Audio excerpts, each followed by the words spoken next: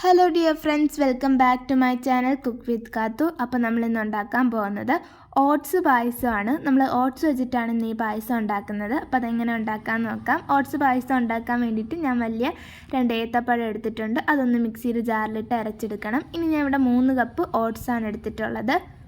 ഇനി ഞാൻ ഇവിടെ ഒരു ഉരുളി വെച്ചിട്ടുണ്ട്. അതിൽ ഒന്ന് ചൂടായി വരുമ്പോഴത്തേക്കും നമുക്ക് ഈ ഓട്സ് ഇട്ടൊന്ന് വറുത്തെടുക്കണം. ഈ ഓട്സ് ഒന്ന് ചെറുതായിട്ടൊന്ന് കളർ മാറി വരുന്ന സമയത്ത് നെയ്യും കൂടെ ഒഴിച്ച് വേണം നമ്മൾ വറുത്തെടുക്കേണ്ടത്.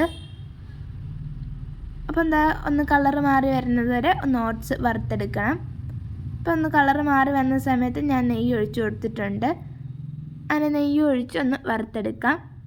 ഇനി ഞാൻ എന്താ ഒരു വലിയ ശർക്കര എടുത്തിട്ടുണ്ട്. അത് 2ആയിട്ട് പൊട്ടിച്ചിട്ടതാണ്. അതിലോട്ട് ഒരു 1/2 കപ്പോളം വെള്ളം ഒഴിച്ചു കൊടുക്കാം. അതിനി ഉരുക്കിയെടുക്കണം. ഒരു ഏകദേശം നല്ല വലിപ്പത്തിലുള്ള ശർക്കരയാണ് എടുത്തിട്ടുള്ളത്.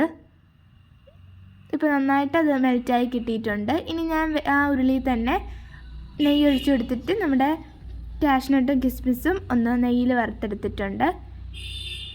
ഇനി ആ ഉരുളിയിൽ തന്നെ നമ്മൾ നേരത്തെ മെൽറ്റ് ചെയ്ത് വെച്ചിട്ടുള്ള ശർക്കരയുടെ പാനി ഒഴിച്ചു കൊടുക്കുക. അതിലോട്ട് ഒരു ടീസ്പൂണോളം നമ്മുടെ ഏലക്ക പൊടിച്ചത് ഇട്ട് കൊടുക്കാം. ഈ ഒരു സമയമായപ്പം കറണ്ട് പോയതാണ് ആ ഒരു ഇത് ക്ലിയർ ഇല്ലാതെ ഉള്ളത്, ആ ഇരുട്ട്. ഇനി നമുക്കിതിലോട്ട് നേരത്തെ അടിച്ച് വെച്ചിട്ടുള്ള നമ്മുടെ പഴത്തിൻ്റെ മിക്സ് ഉണ്ടല്ലോ, അത് ചേർത്ത് നന്നായിട്ടൊന്ന് മിക്സാക്കി കൊടുക്കണം.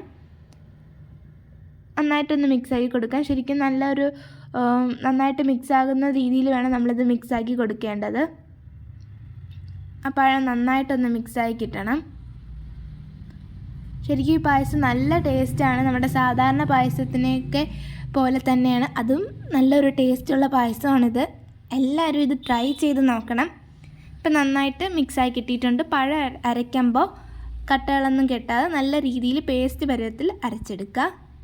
നന്നായിട്ട് ഇവിടെ മിക്സായി കിട്ടിയിട്ടുണ്ട്. ഈ സമയമാകുമ്പോൾ നമ്മൾ നേരത്തെ മാറ്റി വെച്ചിട്ടുള്ള ഓട്സ് ചേർത്ത് മിക്സാക്കി കൊടുക്കണം. നന്നായിട്ടൊന്ന് മിക്സാക്കി കൊടുക്കാം.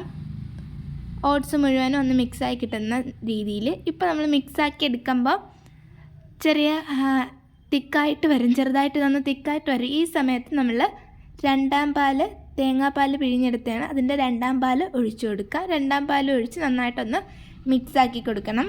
ഫസ്റ്റ് ഒഴിക്കേണ്ട 2ാം പാലാണ്. അത് ഒഴിച്ചതിന് ശേഷം വേണം 1ാം പാൽ ഒഴിക്കേണ്ടത്. അപ്പോൾ ഞാൻ എന്താ ഇവിടെ 1ാം പാൽ ഒഴിച്ചിട്ടുണ്ട്. അതും ഒഴിച്ച് നന്നായിട്ടൊന്ന് മിക്സാക്കി കൊടുക്കാം.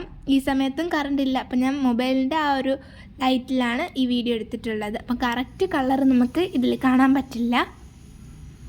നിങ്ങളെല്ലാവരും ട്രൈ ചെയ്ത് നോക്കുമ്പോൾ ആ ഒരു ഇത് കറക്റ്റായിട്ട് മനസ്സിലാവും. ഇനി നമ്മൾ നേരത്തെ ഉണ്ടാക്കി വെച്ചിട്ടുള്ള അണ്ടിപ്പരിപ്പും മുന്തിരിയും ഇട്ട് കൊടുക്കാം. അപ്പോൾ എല്ലാവർക്കും ഈ റെസിപ്പി ഇഷ്ടപ്പെട്ട് ട്രൈ ചെയ്ത് നോക്കുക.